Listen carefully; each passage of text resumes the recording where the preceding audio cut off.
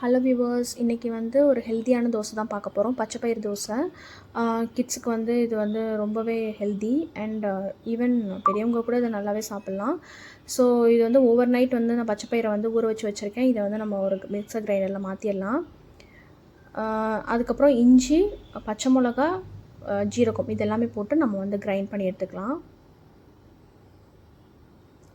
இதை அரைச்சோன்னா நம்ம வந்து இட்லி பேட்டர் வந்து ஒரு 4 கரண்டி நான் எடுத்து இதில் மிக்ஸ் பண்ணிக்கிறேன்.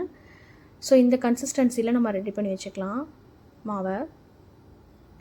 நெக்ஸ்ட்டு வந்து நான் இதுக்கு தக்காளி சட்னி தான் ரெடி பண்ண போகிறேன். அதுக்கு வெங்காயம், தக்காளி, வரமிளகாய் இதெல்லாமே போட்டு நல்லா வதக்கிக்கலாம் ஆயிலில். ஸோ இப்போ இதை நல்லா வதக்கிட்டு நம்ம வந்து கூல் டவுன் பண்ணிவிட்டு அதுக்கப்புறம் அரைச்சி எடுத்துக்கலாம் சட்னிக்கு. ஸோ இப்போ இது நல்லாவே ரெடி ஆகிடுச்சு. தாளிப்பும் நம்ம போட்டாச்சு, சட்னி ரெடி ஆகிடுச்சு. இப்போ வந்து ஒரு தோசை பேன் வச்சுட்டு நம்ம தோசையும் பண்ணி எடுத்துடலாம். இப்போ தோசை பேன் வந்து நல்லா ஹீட் ஆகிடுச்சு. இப்போ தோசை பண்ணிடலாம். யூஸ்வலி வந்து அவிச்சதை வந்து குழந்தைங்க சாப்பிட மாட்டாங்க பச்சைப்பயிறு. ஸோ இந்த மாதிரி தோசை பண்ணி கொடுத்திங்கன்னா ரொம்பவே என்ஜாய் பண்ணி சாப்பிடுவாங்க. வீக்லி ட்வைஸ் கூட நீங்கள் இது மாதிரி பண்ணி கொடுக்கலாம். பச்சைப்பயிறு வந்து ஆட் பண்ணி ஆகணும் நம்ம அடிக்கடி நம்மளோட டயட்டில். ஸோ எல்லோரும் இது மாதிரி ட்ரை பண்ணி பார்த்துட்டு எப்படி இருக்குதுன்னு சொல்லுங்கள்.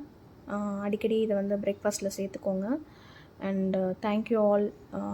எப்படி இருந்துச்சுன்னு ட்ரை பண்ணி பார்த்துட்டு சொல்லுங்கள். Thank you all.